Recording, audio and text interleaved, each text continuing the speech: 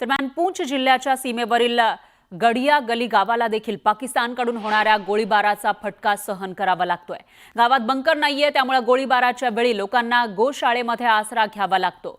गडिया गली गाव नियंत्रण रेषेजवळ आहे, त्यामुळे या गावात कोणत्याही प्रकारच्या सुविधा नाहीयेत। त्यामुळे इथल्या स्थानिकांकडून पाकिस्तानला जशास तसं उत्तर देण्याची मागणी केली जाते आणि या संदर्भातला आढावा घेतलेला आहे आपले प्रतिनिधी मोतीन शर्मा यांनी।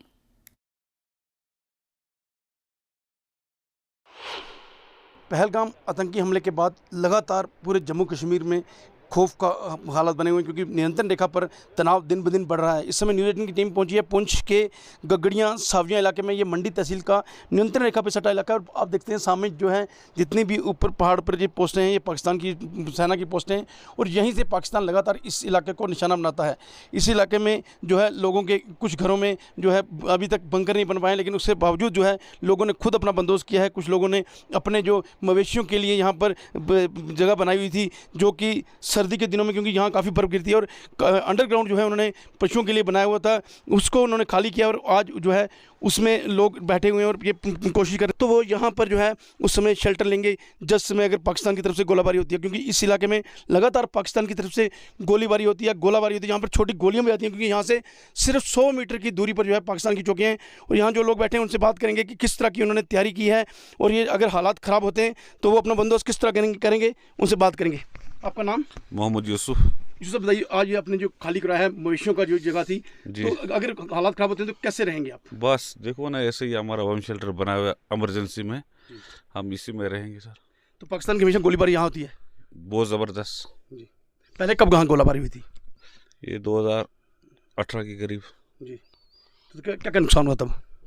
पूरा हमारे बंगलों में लगे हुए हैं फायर के छट्टे। अच्छा। टीना शीना सब फाड़ दिया। बाजार भी यहाँ जल गया था? जी। तो किस तरह का खौफ है, क्या चाहते हैं आप?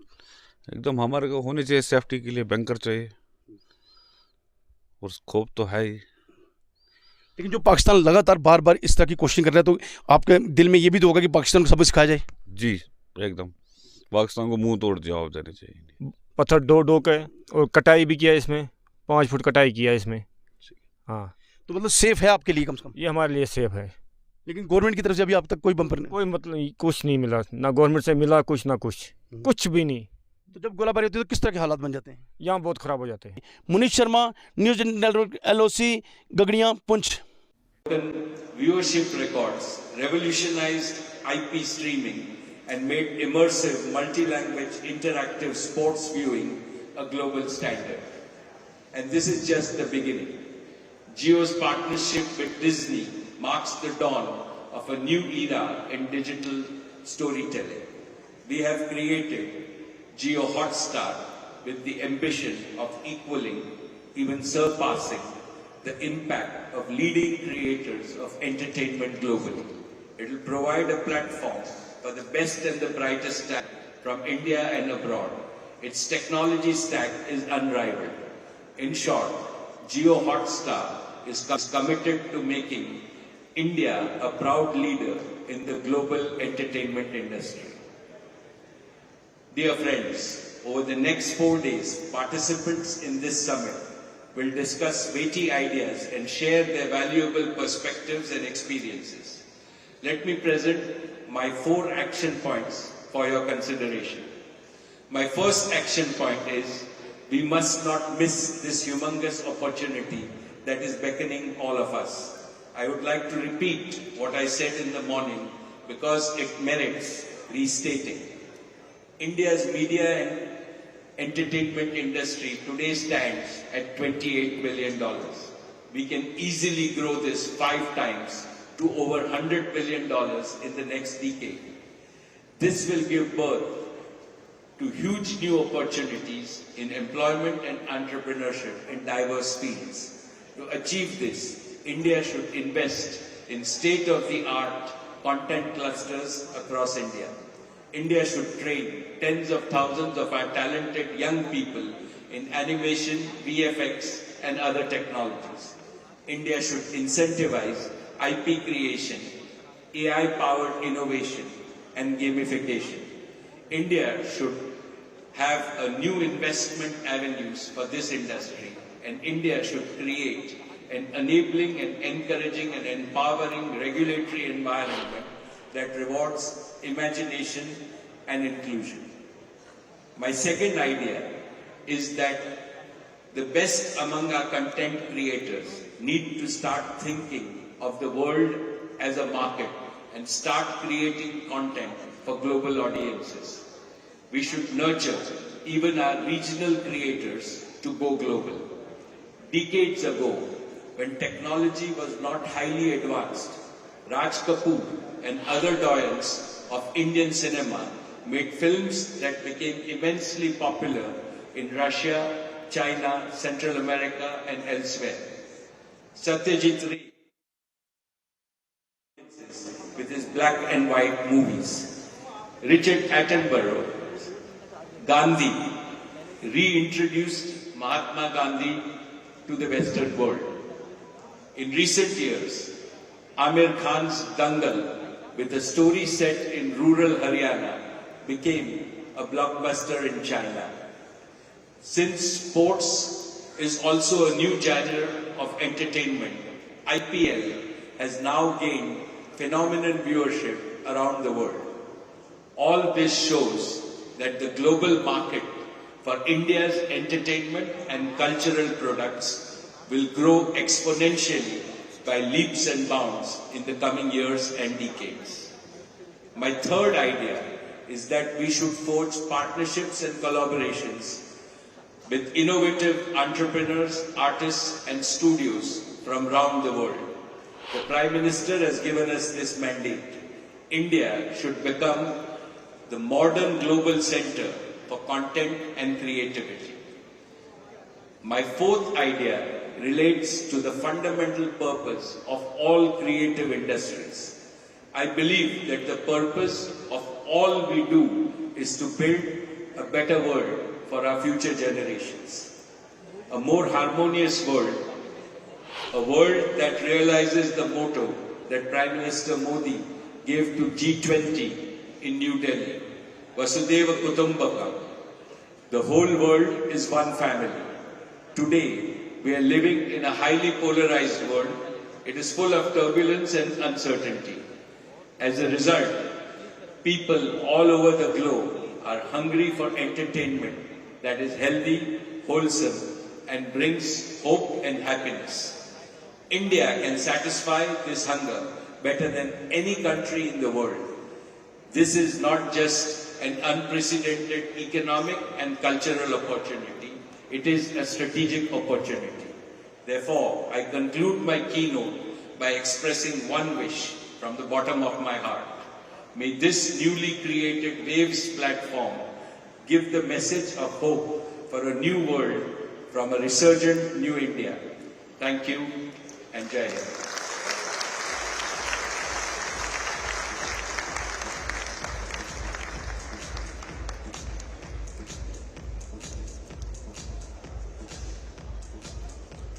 Thank you, Mr. Amani, for painting that well-thought picture of Advantage India when it comes to building the next global entertainment revolution from India. Just tells you how timely is this gathering that we're having here in Mumbai, the Waves Summit. Well, up next, we have another keynote coming up, which is all about design, media, and creativity in the age of AI.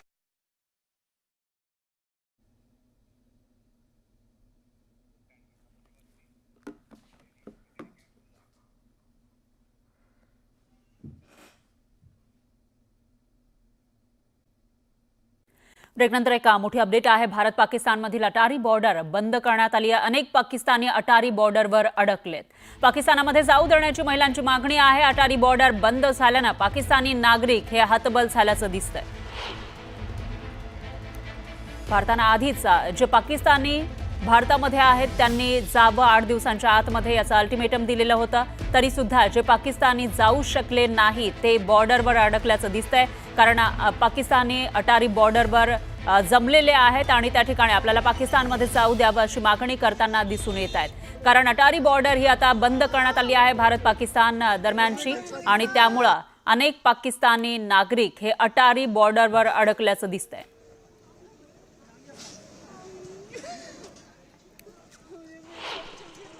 बच्चे का बच्चा paralyse है, इसको इतने बच्चे paralyse है, मेरी जरूरत है, प्लीज मुझे जाने दीजिए। हम तो रिक्वेस्ट कर रहे हैं, प्लीज मुझे जाने दीजिए, मेरे बच्चे बीमार हैं।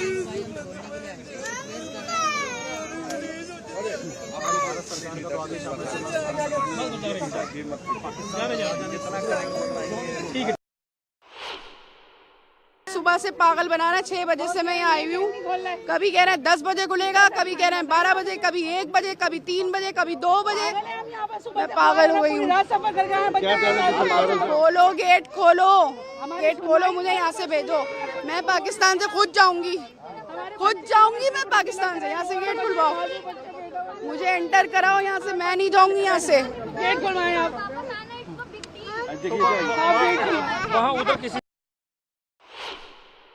अब कह रहे हैं वापस जाएं, बॉर्डर नहीं खुलेगा, बंद है। बताएं, सुबह 6 बजे से आए हैं, ये तो इन्हीं से पूछे ना क्यों बंद है। वजह से सुबह 6 बजे से आए हैं सर। हम मासूम बच्चों के साथ, छोटे छोटे बच्चे हैं। हम पाकिस्तान जाना चाहते हैं, मेरा बच्चा है वहाँ पर। मेरा मरबत हुसैन मेरा नाम है। सुबह से भूखे प्यासे हैं। अब ये खाना वाना किसके लिए, ये बूढ़े हैं, दवाई वगैरह की ज़रूरत है, इंजेक्शन लगते हैं, हमें इंसुलिन लगता है, उसके लिए हमें वापस जाना पड़ रहा है। कहाँ से आए थे? हम जम्मू राजौरी से आए थे, जम्मू कश्मीर राजौरी से। जब तक गेट नहीं खुलेगा अभी आप वहीं जम्मू कश्मीर? जी यही बोला गया है इन्होंने, क्योंकि लोग बीमार हैं हमारे साथ बड़े। हम सुबह 10 बजे पहुंचे थे इधर। तो अब क्या कहा उन्होंने? अब कोई रिस्पांस ही नहीं दिया ना, गेट ही नहीं खोला। पिटिल जिस टाइम हम वेट करते इसको तकरीबन ये 4 बज गए हैं। ये देखो 6 घंटे हो गए वेट करते, कुछ रिस्पांस नहीं दिया। गेट बंद है तो फिर अब क्या करें हम? देखिए मेरी बात सुनिए ना, गेट दोनों तरफ है। We are ready. 30th तक का टाइमलाइन था, आपने है। अभी हमने वहाँ पे मीटिंग कर ली, वो गेट नहीं खोल रहे हैं। आप उधर आइए प्लीज। तर पाकिस्तानकडून भारतामध्ये रोज पोकळ धमक्या दिल्या जात आहेत, पण जर मैदानामध्ये उतरलं तर कोणाकडे किती आणि कोणती शक्ती आहे ते बघूयात ग्राफिक्सच्या माध्यमातून। 2229 लढाऊ विमानं आहेत भारताकडे आणि पाकिस्तानकडे 1399 विमानं आहेत लढाऊ। तर लष्करी विमानं भारताकडे 513 आहेत आणि पाकिस्तानकडे 328 लष्करी विमानं आहेत। आणि लढाऊ हेलिकॉप्टर भारताकडे 80 आहेत तर पाकिस्तानकडे 57। लष्करी वाहनं भारताकडे 1,48,554 इतकी आहेत आणि पाकिस्तानकडे फक्त 17,516 इतकी आहेत। तर रणगाडे 4,201 भारताकडे आहेत आणि पाकिस्तानकडे 2,627 इतकेच आहेत। तर पाणबुडी भारताकडे 18 आहेत आणि पाकिस्तानकडे फक्त 8 आहेत।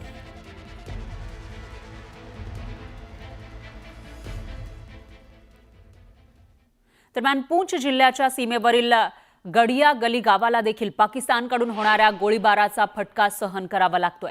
गावात बंकर नाहीये, त्यामुळे गोळीबाराच्या वेळी लोकांना गोशाळेमध्ये आसरा घ्यावा लागतो। गडिया गली गाव नियंत्रण रेषेजवळ आहे, त्यामुळे या गावात कोणत्याही प्रकारच्या सुविधा नाहीयेत। त्यामुळे इथल्या स्थानिकांकडून पाकिस्तानला जशास तसं उत्तर देण्याची मागणी केली जाते आणि या संदर्भातला आढावा घेतलेला आहे आपले प्रतिनिधी मोतीन शर्मा यांनी।